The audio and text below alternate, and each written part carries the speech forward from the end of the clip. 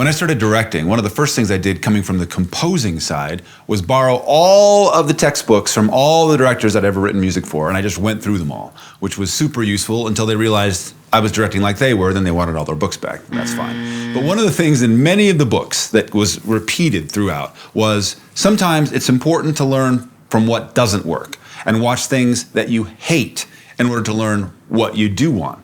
And that's kind of what this chapter is about mainly. We're going to look at some music that's been done and some scenes that are great, but we're going to put the wrong music, all kinds of wrong music against the scene, play against it, and see what it feels like to us. And we're going to show some general examples that do work absolutely and incredibly well. Then we're going to talk about spotting even more and the most important thing that we need to know when we're in spotting. And we're going to talk about the most dangerous thing when you're dealing with music. The thing that ruins movies, it's ruined your projects in the past, I promise you, or at the very least has limited its scope and its ability to reach the audience that it was meant to reach. We're going to get this handled in this chapter, which is so totally awesome, and more.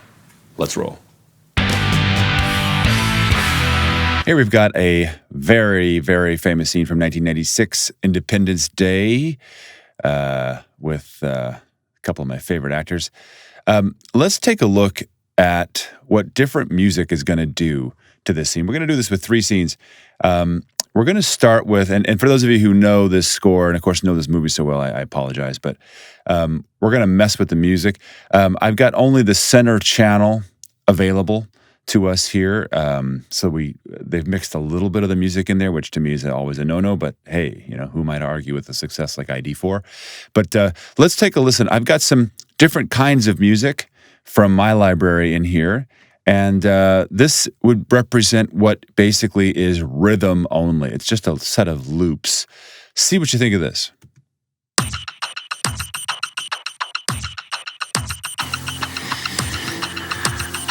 The doctors think that you're gonna be just fine. Liar.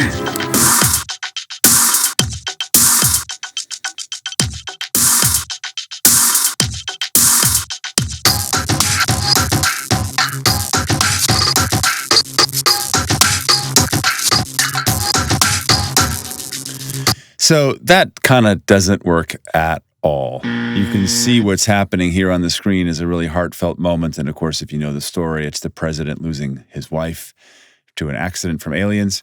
And, just loops and rhythm only does not do this scene service. We don't want to be bumping around and moving in our bodies while we're watching the First Lady die. We just don't. All right, so let's try rhythm and melody. Let's see if rhythm and melody will do something for us. The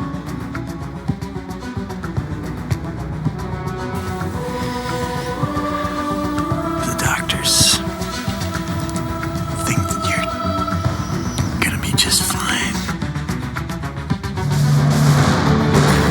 Liar.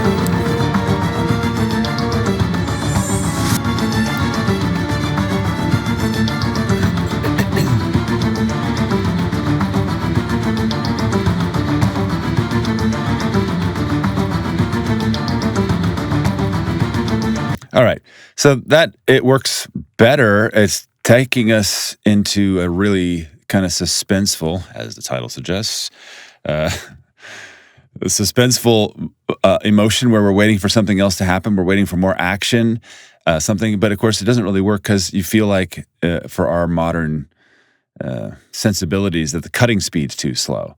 It just feels too slow for the music, and you're waiting to cut back to the B story that something else is coming in, tanks are coming or something. While the melody in there, the theme in there is probably the right move. I'm not sure that the rest of this is. This would be harmony and melody. Let's try this. The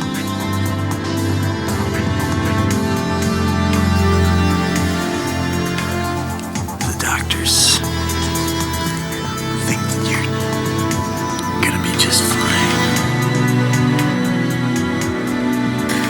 Liar.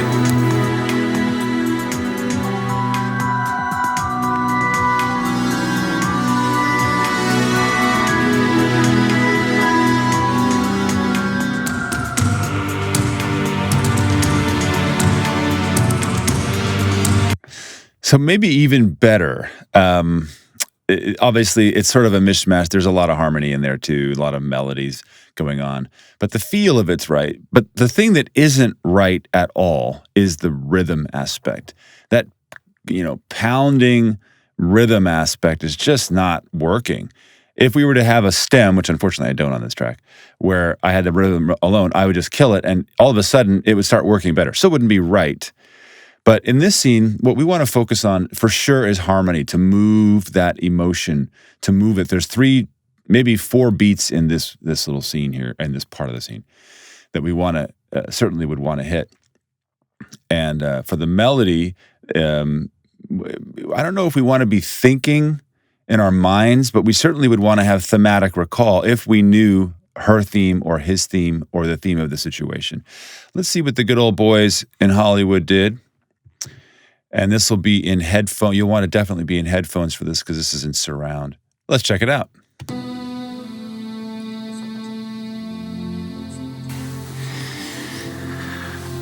The doctors think that you're gonna be just fine.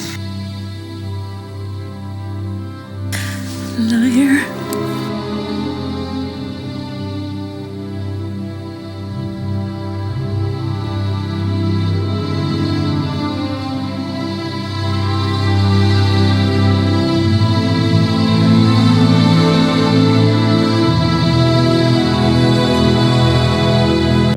Just David Arnold just killing it. So beautiful. So you can hear that melody in there, their melodies, lots of themes, counterpoint, making you remember who they are, what we love about them halfway through the movie now. And of course, that harmony just moving us to that, a strange but satisfying major and happy resolution as we cut out to that hallway, which isn't what I would have done, but I'm not going to argue with David Arnold. Let's try another example. So we've got this fight scene in Avengers, which is a really fun movie. And before we listen to what they have done, let's try harmony and melody and see if that's going to work over this.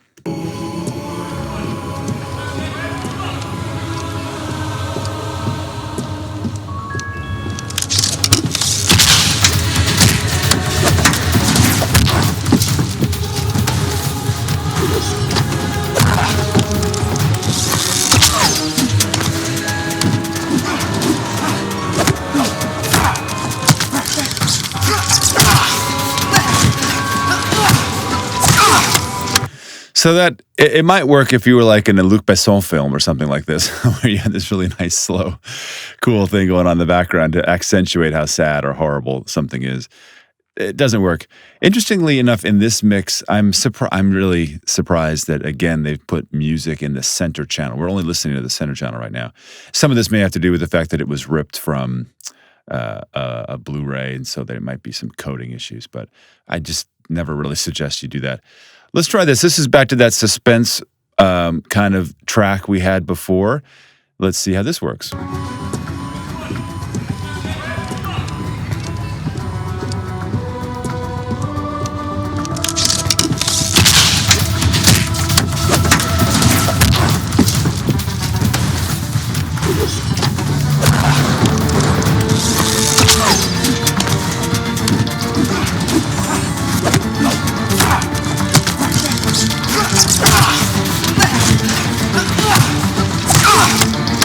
So that works a heck of a lot better, right? That actually, it worked terrible in our last example, but it's starting to work really well here.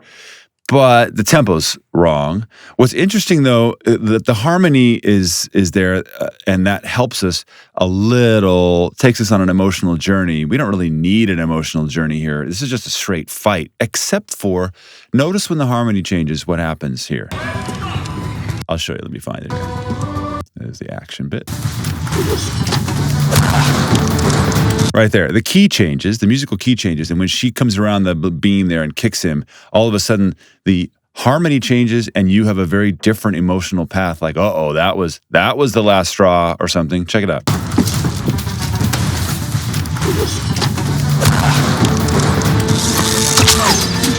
Right, all of a sudden there's more tension, there's more interest, and the only thing that happened, well, of course we changed the orchestration a little, but the harmony changed. And that harmony, the power of how it tells a new story, you have a completely different emotional feel about what's happening in this fight when that harmony changed.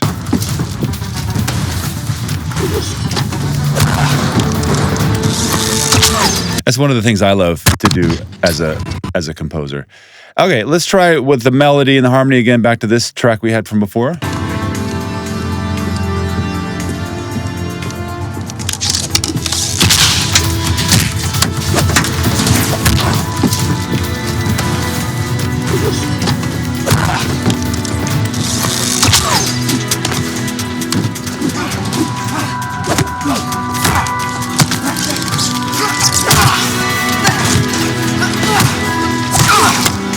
So obviously way too slow, way too, the melody is not helping us at all. We don't need thematic recall in here. Nothing like that. There's just nothing there.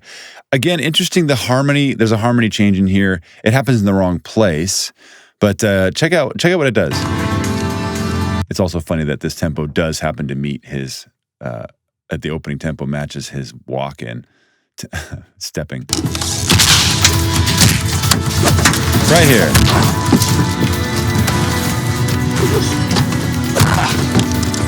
So that change is pretty interesting. Let's slide this audio down to see if we can match it with the other one where its harmony changed. That's a little late here. Let's put it here.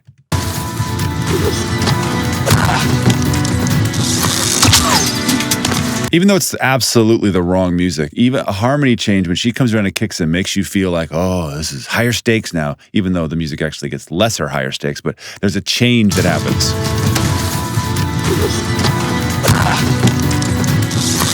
There's a change that happens in the music. There's a change that happens in how you perceive the story, just because the harmony changed. All right, let's hear what the good old boys did. Again, this is for headphones because it's in surround.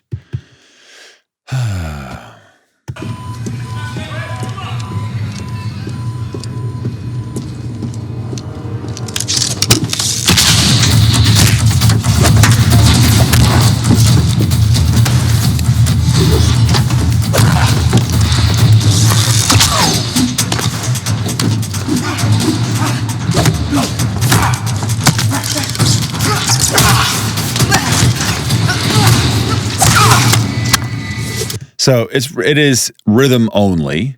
And what's interesting, though, is they do a change here as well. They don't change to harmony or melody or change the harmony. It's subtle. It's just a different orchestration of rhythm. They do it slightly later. They do it once he's drawn his bow. But you can hear the difference in percussion. I'm going to mute this center channel.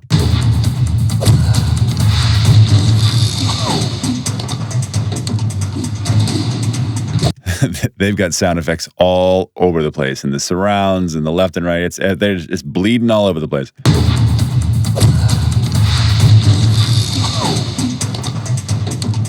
But you can hear that difference in music, and it makes it, it's a subtle change, but you still feel like, oh, the story is changing now, what we want to feel. Let's try our buddies over here in Inception and see what we can do. All right, here we are in another one of my favorite movies. Chris Nolan is a celebrity as far as I'm concerned in the world of directing. Let's go back to our same music. This is just straight rhythm. Anything. Such as? Well, imagine you're designing a building, right? You consciously create each aspect. But sometimes it feels like it's almost creating itself, if you know what I mean. Yeah, like I'm discovering it. Genuine inspiration, right? Now, in a dream, our mind continuously does this. We create and perceive our world simultaneously, and our mind does this so well that we don't even know what's happening. That allows us to get right in the middle of that process. How? By taking over the creating part. Now, this is where I need you. Okay, so it works, right? If what your intention was to create kind of smooth over any kind of emotional aspect that you wanted an audience to feel, but just get them into their bodies, you can feel like, oh, I'm waiting for something intense to happen. The cutting speed's wrong, but it's you're like, okay, it's not actually interfering with our ability to get this information. In fact, there is time compression involved. If you watch this scene without Here, I'll just show you how much slower it is. Such as? Well, imagine you're designing a building, right? You consciously create each aspect. But sometimes it feels like it's almost creating itself, if you know what I mean. Yeah, like I'm discovering it. Genuine inspiration, right? Now, in a dream, our mind continuously does this. We create. See how much slower? You're like, whoa. Even though it's these two wonderful actors, you're like, well, that's slow. But with this, Such as? Well, imagine you're designing a building, right? You consciously create each aspect. But sometimes it feels all of a sudden you're in like super time forward, temporal fast speed and moving. I'm not saying, I mean, this is a valid choice actually for this scene. If you didn't want an audience to feel, you wanted them to be in their bodies waiting for the next thing to happen. Let's try this track, harmony and rhythm. Such as? Well, imagine you're designing a building, right? You consciously create each aspect. But sometimes it feels like it's almost creating itself, if you know what I mean. Yeah, like I'm discovering it. Genuine inspiration, right? Now, in a dream, our mind continuously does this. We create and perceive our world simultaneously, and our mind does this so well that we don't even know what's happening. That allows us to get right in the middle of that process. How? By taking over the creating part. Now, this is where I need you. You create the world of the dream. We bring the subject into that dream, and they fill it with their subconscious. How could I ever? So that totally works, right? There's nothing wrong with that. It's not what Chris did, but as a piece of music, you've got suspense, you've got, oh, what does this mean? It makes the audience feel like, wow, this is really important. There's something going to happen. There's enough harmony, and certainly there's not really harmony in there. It's just a lot of melody and themes. If you knew those were the themes that went with these characters, you'd be like, oh, yeah, cool. It's a valid choice. Both of these are valid choices, but bring very, very different results. Let's try this one. Such as? Well, imagine you're designing a building, right? You consciously create each aspect. But sometimes it feels like it's almost creating itself, if you know what I mean. Yeah, like I'm discovering it. Genuine inspiration, right? Now, in a dream, our mind continuously does this. We create and perceive our world simultaneously, and our mind does this so well that we don't even know what's happening. That allows us to get right in the middle of that process. How? By taking over the creating part. Now, this is where I need you. So again, another perfectly valid choice. Just having harmony and moving people through emotions. And again, that rhythm is in there, keeping you in your body, waiting for something to happen. Also, take notice, again, the harmony changes, what it does to the feeling of this scene. I've cut it in at just happy accidents, a couple of these, where when the harmony changes, it's right on a feel or a emotional point, emotional hit. Check it out. Create and perceive our world simultaneously, and our mind does this so well that we don't even know what's happening. That allows us to get right in the middle of that process. How? By taking over the creating part. Now, this is where I need you. By taking over the creative part, check out how that all of a sudden becomes dark. Right in the middle of that process. How? By taking over the creating part. Now, this is where I need you. All of a sudden, you're like, ooh, there's something bad about that. There's another one in here. If you know what I mean. Yeah, like I'm discovering it. Genuine inspiration, right? Now, in a dream, our mind continues. Right, you can feel that one too when those high strings come in and the harmony and the feel changes. Now in a dream, he's changing his point and we're changing our musical point. This is what John Williams and Jerry Goldsmith did, does, and Jerry Goldsmith did so very well. If you know what I mean. Yeah, like I'm discovering it. Genuine inspiration, right? Now in a dream, our mind continuously does this. And what I believe the masters of film composing do is they actually go through the emotion of a character, find those points where he's changing his feel or her, whoever is the point of view, and then changing the audience's interpretation of what they're saying moment by moment by moment. It's very, very difficult film composing to do. Not that I'm saying this is just a happy accident. I didn't do that here. It's just library music for all we care. But when you're cutting library music, it's important to note that you may want these kinds of changes in your characters. It's a lot more work, but can be more satisfying. But the problem with all three of these examples is not harmony or melody. It is, in fact, the rhythm. And if you know this scene at all, this wonderful movie, this is an extensive expositionary scene, masterfully shot and acted by this team. We don't want to be in our bodies. We want to be in our heads. We want to be in our hearts. We want to be going, why? This is the first time we really have this explained, and it still doesn't kind of make sense to us. We don't want to be in our bodies. Here is harmony and melody from probably one of my favorite scores, absolutely one of my favorite scores, The Last Starfighter, Craig Safan. See what you think. If you know what I mean. Yeah, like I'm discovering it. Genuine inspiration, right? Now, in a dream, our mind continuously does this. We create and perceive our world simultaneously, and our mind does this so well that we don't even know what's happening. That allows us to get right in the middle of that process. How? By taking over the creating part. Now, this is where I need you. You create the world of the dream.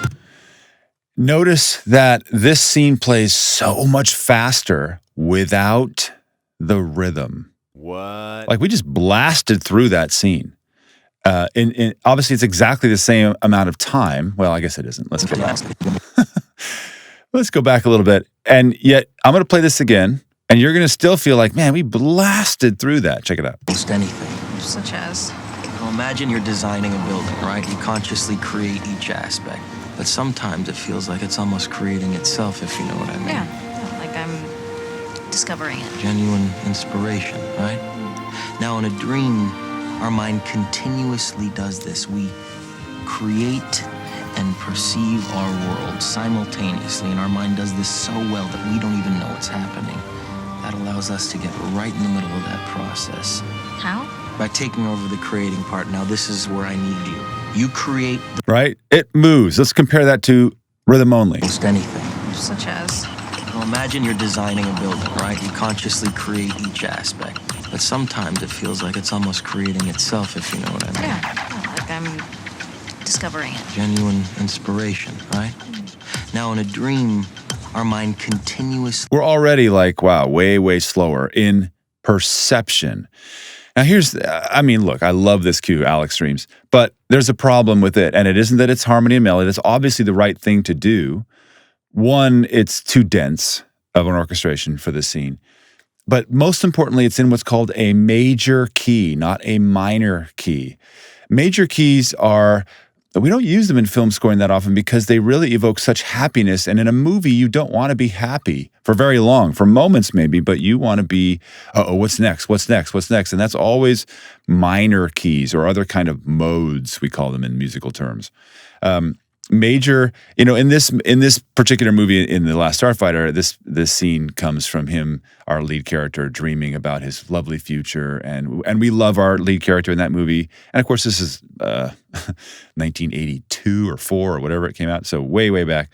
But it's important for me to show this to you because it's the right harmony and melody, a little dense, but it's not the right key. It's a major key. Let's listen to what Hans Zimmer did. And this is a minor key. Again, headphones for this because it's surround. And see what he's done. most anything. Such as? Now, imagine you're designing a building, right? You consciously create each aspect. But sometimes it feels like it's almost creating itself, if you know what I mean. Yeah, like I'm discovering it. Genuine inspiration, right? Now, in a dream, our mind continuously does this. We create and perceive our world simultaneously, and our mind does this so well that we don't even know what's happening. That allows us to get right in the middle of that process. How? By taking over the creating part. Now, this is where I need you. You create the... So he's created a lovely hybrid of all three. There's a little bit of melody from our character, it's not the character, it's actually the time or the dream theme. Dream theme. Certainly the harmony is very, very, very, very limited, but it moves in the right place. Especially, you'll notice, where is this? It's about right here. Consciously create each aspect. But sometimes it feels like it's almost creating itself, if you know what I mean. Yeah, like I'm discovering it. Genuine inspiration, right? Now, in a dream, our mind continuously does this. We create and perceive. Feel that change? It's not only a key change, but it's also an orchestration change. Continuously does this. We create and perceive our world. Hans put a hit on create when he starts actually writing this down on paper. and showing us the circle silly thing. And so we really want to feel that harmonic change, the key changing. Both of these keys, however, are minor, so we're not like, hey, we're happy. It's like, oh, this is intense. And of course, he has a very subtle rhythmic element in there. You can hear clock elements going on in the background and all kinds of weird things if you listen carefully. So it's all three, with rhythm very, very subtly important, harmony most important, and then just a subtle hint of thematic recall in melody. And notice what happens as we move on. The rhythm leaves. That allows us to get right in the middle of that process. Still going. How? By taking over the creating part. Now this is where I need you. You create the world of the dream. We bring the subject now the rhythm's into that out. dream, and they fill it. As soon as he says, now here's where you come in, the rhythm, the intensity, the body needs to come out, and he puts the audience into a space where we're in our heads and in our hearts. That allows us to get right in the middle of that process. How? By taking over the creating part. Now this is where I need you. You create the world of the dream. We bring the subject into that dream, Just strings. and they fill it with their subconscious. How could I ever acquire enough detail to make them think that it's reality? Well, Right. dreams, they feel real while we're in them, right? It's only when we wake up that we realize Music's something going to is actually fade, strange. and that's the end of the cue, right before they blow the place up. So hopefully this is helpful for you to see, one, how bad music can horribly ruin a scene. And I could do any number of examples to show you even subtler versions of this, even music that's like this, it's not quite right. But I think you get the idea that melody, harmony, and rhythm are the three aspects that we want to be looking at first to be able to decide what should go into a scene. And these are just examples from the masters.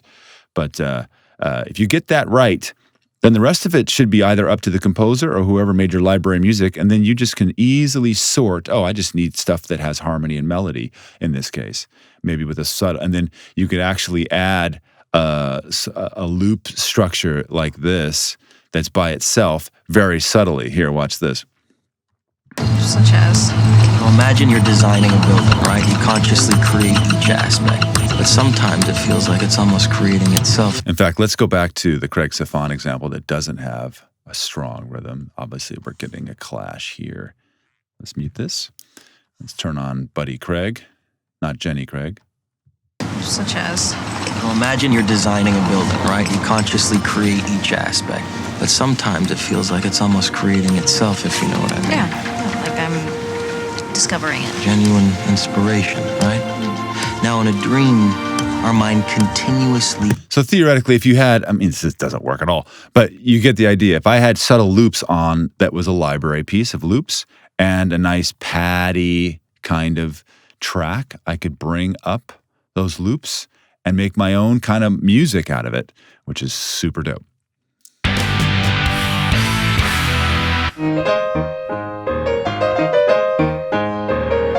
Hey, you're here hanging out with me in my little studio here, my nice, beautiful Yamaha C7, and I thought it would be a really great opportunity just to show you the difference between major and minor keys on a nice, real instrument instead of in synthland.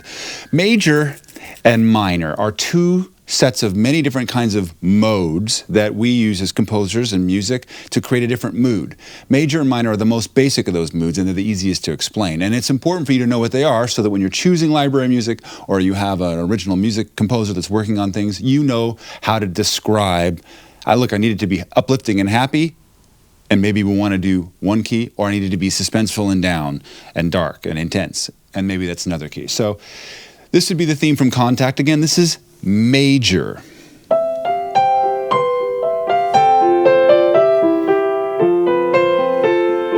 It's very happy, very light, very easy, even if I play it big.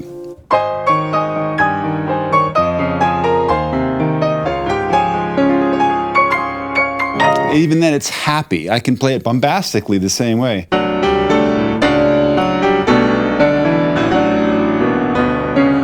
It's never going to be sad unless I play it in a minor mode.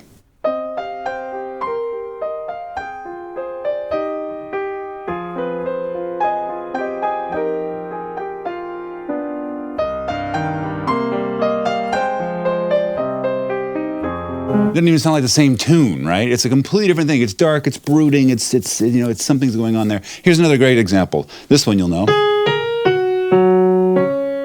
It's a major, it's happy. The minute we make it minor, all of a sudden it's something completely different. It's something, sadder. It's definitely not happy, right? This would be happy.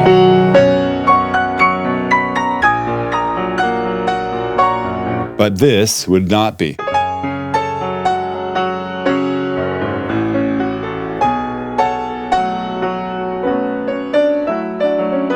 It's more moody, it's brooding, it's got a different quality to it. So when you're choosing library music and you're like, oh, I want something to be uplifting and, and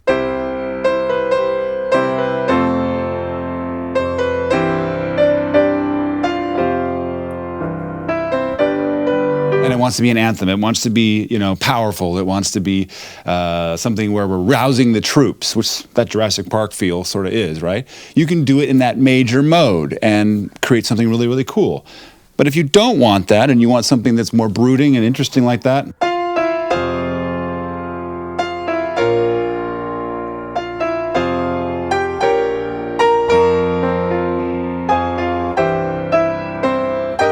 right? It's all different and dark, and it's a completely different tune. Same relative notes, but a completely different harmonic structure, a minor harmonic structure. And no matter how I play it, it's going to be minor. Just like this one.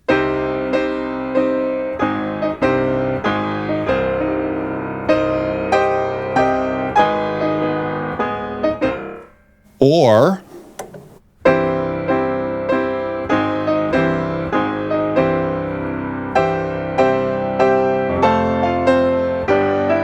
right? It's now all of a sudden it's a happy march and you get out of B section.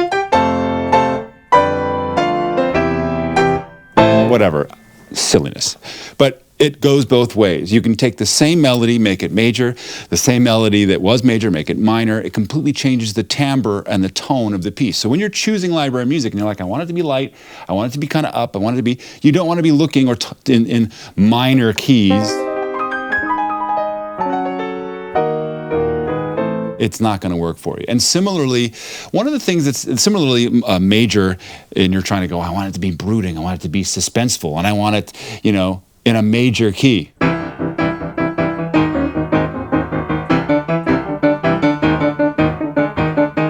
There's nothing suspenseful about that until I make it minor.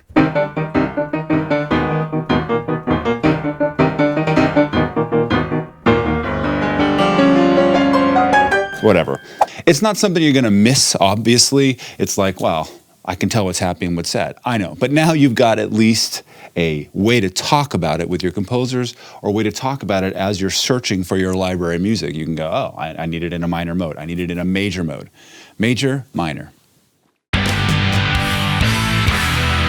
Producer disease. It is the worst, most destructive force in filmmaking anywhere.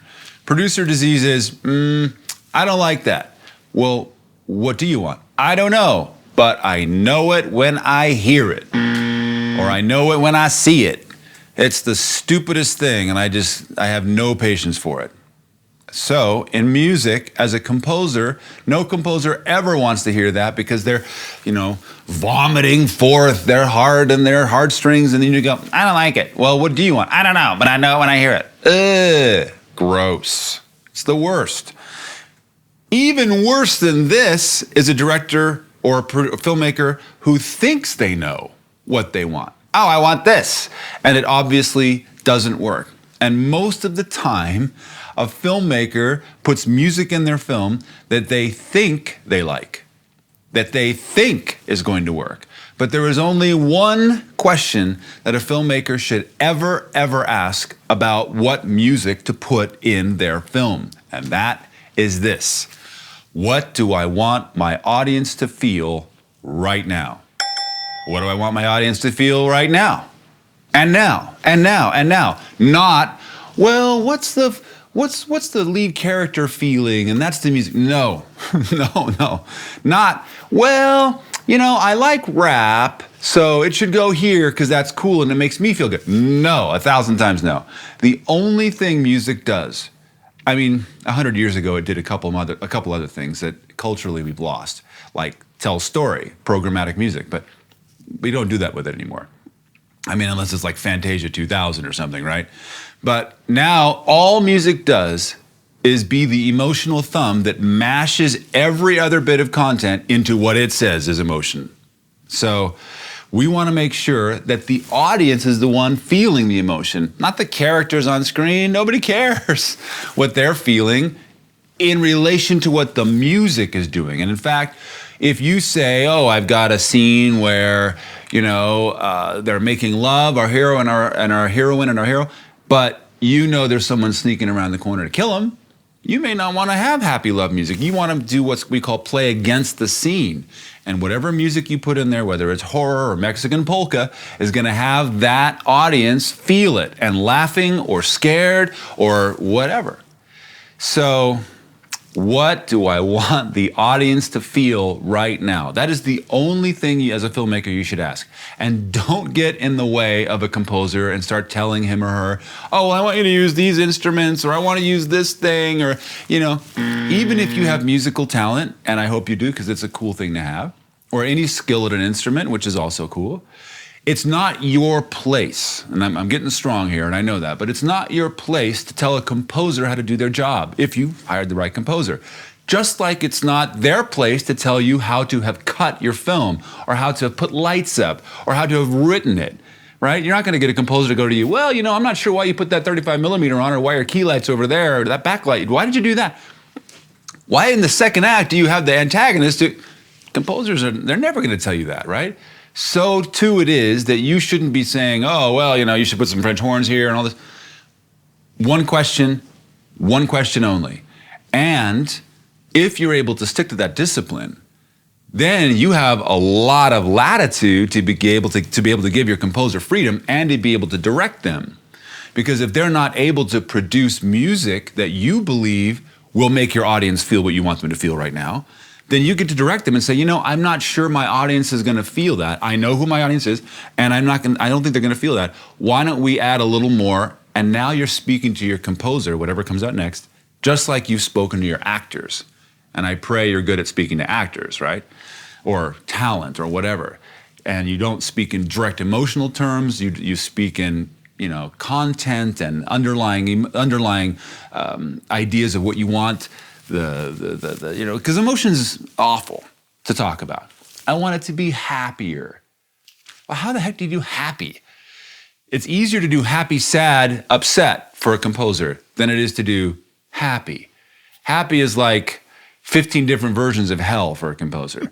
But if you're like, well, I want it to be happy, I want the audience to feel happy because this character has finally reached her pinnacle and she's won, but she's also sad because she had to leave home. Well, wait a minute, Mark, you're telling me that you want to tell a composer to be happy, sad music? Pretty much. So I'd like it to be angry, sad, melancholy, and they're running from the bad guys. Okay, we can do that. That's way easier than saying, I just need it to be action. No.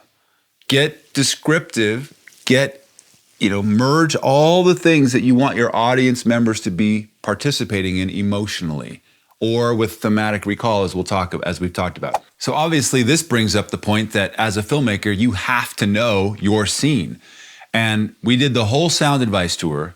We saw 1,100 plus filmmakers, and I never had one of them, not one, know exactly in any of their projects what it was they wanted their audience to feel in any scene, in any project that they were working on right then. So it's not taught at film school, it's not taught anywhere, but it's the most important thing for you to do for the emotional content of your production. So you got to look at your scene. Now you've already looked at it for timing and editing and content and arc. Now look at it from an emotional perspective, because it's never just one emotion in a scene, right? It's multiplicity of emotions throughout that scene, moment to moment. And to be able to map that and be able to articulate that to your composer It's a frightening thing for some composers. It's very confronting because we never see anything like, we never hear a director go, well, and in this moment I want this, the audience feel this, and audience feel this, and audience feel this. But it's also freeing. And it can create a really wonderful relationship between composer and director that doesn't really exist in Hollywood, certainly not in the independent world very often. Check it out. I think the most dangerous thing for a filmmaker to do is expect that the music that they like is the music that should go in their film. It's so incredibly dangerous because I don't actually believe that music is the universal language. Music doesn't speak the same thing to every culture. Now, we have similar emotions, and the general cores of music definitely speak that way. But in terms of genre, absolutely not. So if you've got something where you like a certain kind of music, I really strongly advise you to take another look at it and go, is this going to serve my audience? Which brings up the next thing. Do you know who your audience is? What's the demographic of your film? And again, on the Sound Advice Tour, we never had one single person when I would ask, and I would ask, who, do you know the demographic of your film? Do you? No one ever knew. In 32 cities and 1,100 people, no one ever actually knew. So if you're making art, well, who cares, man? Just make art. Do that. We need art, really. But if you want to compete, Hollywood and big commercial agencies all around the world are spending billions of dollars doing psychographics and demographic research to know exactly the kind of music that needs to go in their commercials, to go into their films, to put you to subconscious sleep and to make you buy their products and spend money and believe their rhetoric and whatever mind control stuff that they want to do in their programming. There's a reason why it's called television programming. And music has a huge, if not the larger lion's share of moving people into belief and to purchase. And if you don't know what your demographic is, I'm getting serious again. I can't be more, this is like filmmaker now, not audio. You've got to know your demographic. You got to know that if you're doing like an urban piece documentary on an African American woman struggle from the time she was 15 to the time she's 35, it's like a history piece in South Central Los Angeles, you got to know that the music that you want to put in that to serve the white 50 male community is not the same music you're going to put in that to serve her community. So if you don't know that demographic, your whole production could fall completely flat, emotionally speaking, and that's everything. Now here's something else to consider. Psychographics. Again, they're spending billions on psychographics. And what is a psychographic? Well, I would look at it like not just a specific kind of group, but multiplicity of demographics being put together to know what is it that these demographics purchase. Who goes and buys what at McDonald's? Who goes and does what where? How long are they at Walmart, at Target, at this gas station, at this major millions of people groups, not just small tens of thousands of groups, okay?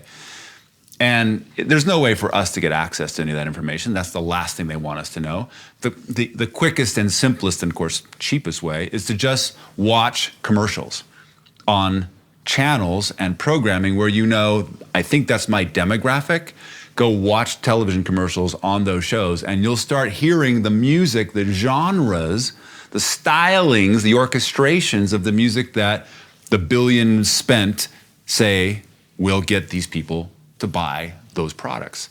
It's not the answer, but it is a part of the answer that you can get access to billions of dollars. But for us, here's some questions to ask yourself about your demographic. And you might go find some actual folks in your community who you know are in your perfect demographic for your film and ask these questions. What have they listened to as a teenager? What do they identify with now? And what do they buy to?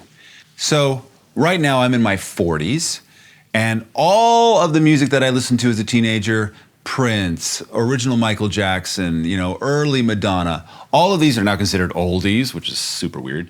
But it's all over all the commercials of everything that I watch. It's on the air, it's everywhere. Why is that? Because my generation now is at its maximum buying power. We're making the most money we've ever made, theoretically, demographically. And so they want to appeal to that and move us emotionally back to something that we can relate to, that feels good from back in those days. Now, I don't know anybody who had an awesome teenage experience, but for whatever reason, our brain forgets that.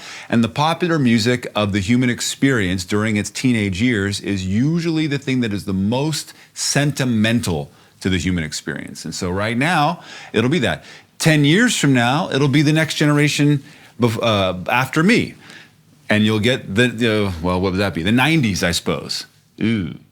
Anyway, that is why we want to have an understanding of what did your demographic listen to when they were a teenager? Because if you want them to feel sentimental, that's the music that you want to use. Then, what is the music that they relate to now? In other words, me at 44, I feel sentimental about music in the 80s, but that's not who I am now. I don't identify with that now. I mean, for me, I actually, and don't freak out, but I identify with EDM and Korn and Crystal Method. And I mean, that's just something that feels like who I am as a person, as an individual now, which I know you're like, what? That's weird crap. Well, that's okay, because you're not me. Ha! So know the demographic of what it is they identify with now. It's probably a different kind of music than it was when they were a teenager. Why do we need to know that? Because if you want them to connect with who they are and actually begin considering beliefs, considering what they are about in the world right now, that's the kind of music that you want to use. And lastly, what do they buy to? And this is where they spend the billions upon billions of dollars. It's really hard for you to know that because they don't want you to know. So I'm not actually totally sure the music that I buy to.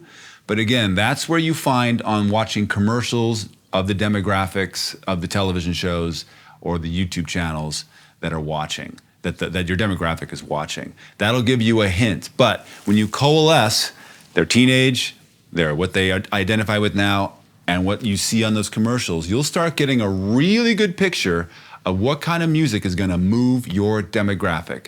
But please, do your research and know who your demographic is, or you're just wasting time. You won't be able to compete, or you're just doing art, which is cool. Check it out. When we do picture cutting, it's important, at least I think, to be able to do your edit without music. And a lot of people disagree with me, and that's okay. I mean, that's just fine.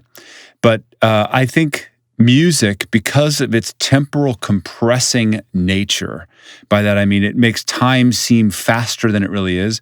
If you can get your cut right without the help of music, then you're really in a much better position to have a good cut. Otherwise, a lot of times, what happens is you can create a nice cut and things like this, but music is actually giving it sort of a false sense of what's working, false arc, false timing. The idea and the ideal, I think, as an editor, is to be able to cut something that works without music, and then when you add music, it just makes it feel that much faster, makes it feel that much greater.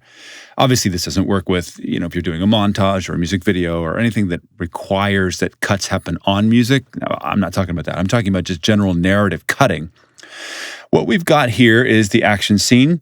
I'm going to play this action scene for you just without music. There's no mix here. We haven't done any mixing. We got the Foley. We've got, I'm going to mute the ambience tracks because they're really, really obnoxious without being mixed. The dialogue, the Foley, the sound effects, things like this. We're just going to play the top of it just for a bit and see what you think. Just kind of make note of what it feels like in terms of time.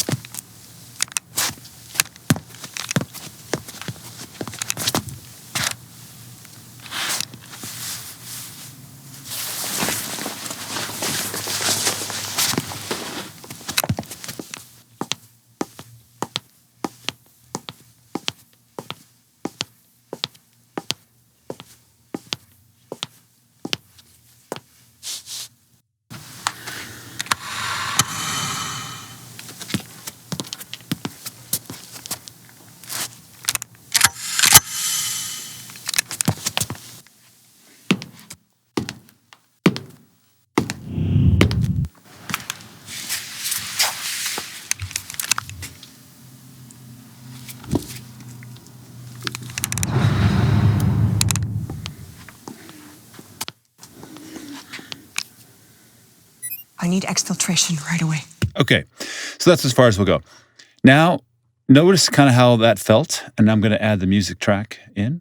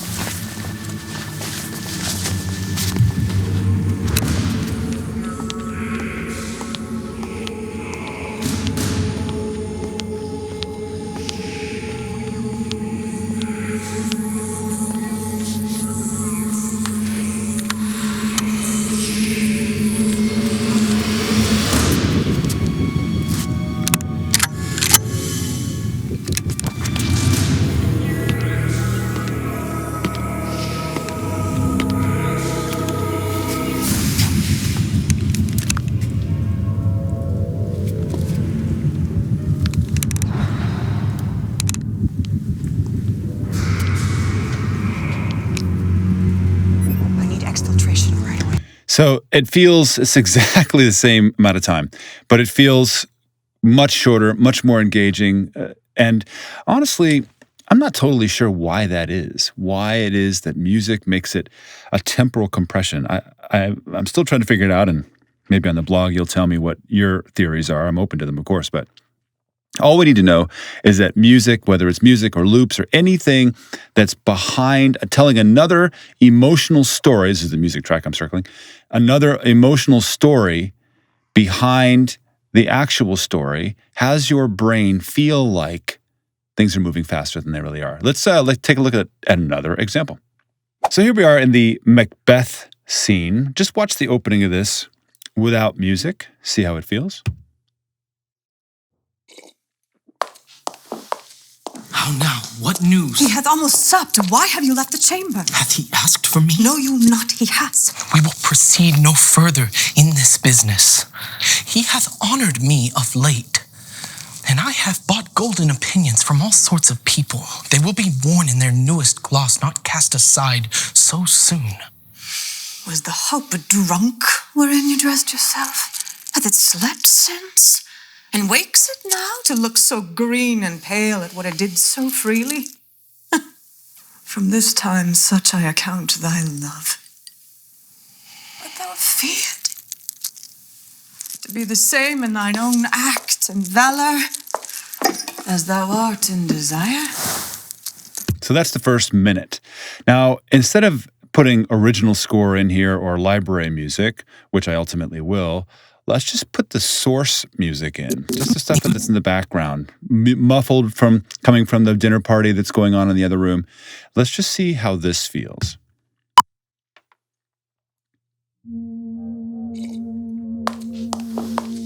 How now? What news? He hath almost supped. Why have you left the chamber? Hath he asked for me? Know you not he has? We will proceed no further in this business. He hath honored me of late, and I have bought golden opinions from all sorts of people. They will be worn in their newest gloss, not cast aside so soon. Was the hope drunk wherein you dressed yourself? Hath it slept since? And wakes it now to look so green and pale at what it did so freely? From this time such I account thy love. Art thou afeard to be the same in thine own act and valor as thou art in desire?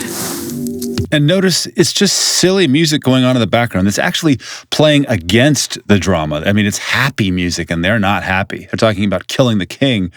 And it still plays. It still creates a temporal compression, even though it has nothing to do. It's a completely different and, well, counterpoint emotional story to what's happening here. And yet it still feels faster. Still feels like things are playing at a greater clip. And so I just wanted to show you those two examples. If you get it so that the music has loops, it actually creates a little bit less of a temporal compression than if it's just straight music. I say straight music as opposed to curvy music. Music that is non-loop oriented with loops, drum loops in the background and things like that. But either way, even if it's just loops by itself, you're going to find that it's going to work. In fact, let's just try loops by itself here and you'll see what I'm talking about. All right, so check this out. This is just stupid loops. I mean, I've made these loops, but for this scene, completely wrong. But check out what happens. How now? What news? He hath almost supped. Why have you left the chamber? Hath he asked for me? No, you not. He has. We will proceed no further in this business. He hath honored me of late, and I have bought golden opinions from all sorts of people. They will be worn in their newest gloss, not cast aside so soon. Was the hope drunk wherein you dressed yourself? Hath it slept since? And wakes it now to look so green and pale at what it did so freely? From this time such I account thy love. But thou feared to be the same in thine own act and valor as thou art in desire. Wouldst thou have that which thou esteem'st the ornament of life? It's actually interesting over this where she starting to take her clothes off when you get into those drums. It starts feeling like, ooh, tribal sex or something. I don't know. It's really kind of funny. Happy accidents. But even with no music, just rhythm. I mean, no music. There's no harmony, no melody. It's just straight rhythm. It still has a temporal compression. In fact, adds a sense of suspense. Might be better music than the source music. But anyway, that is temporal compression with music. I want you to treat this chapter like it's a reference, like what works, what doesn't, but hopefully it's something that will inspire you if you should get stuck creatively in the music process, like what's going to go in here, what do I really want melody, do I want harmony, do I want rhythm, what kind of genre? Let this be that, so you can look at things that don't work and possibly create something for you that never would have happened before. Some music that you're like, wow, I never would have considered that, but let's try it. Wow, it works. That is part of why I'm around, to help you guys and gals create visions and creativity and impact for your audiences that were never possible before. Obviously, we have our hits that go into our scenes, so that when we look at these example videos, they're not going to have the same hits, they're not going to have the same arc, they're not going to have the same flow, but that concept of whatever emotion they're generating can be easily applied to what you're up to. And that's what this chapter is all about. So know your hits, know your demographic, know your psychographic if you can, and then just have fun experimenting with all kinds of music until you find the one that just gets it right for your audience. We'll see you in post.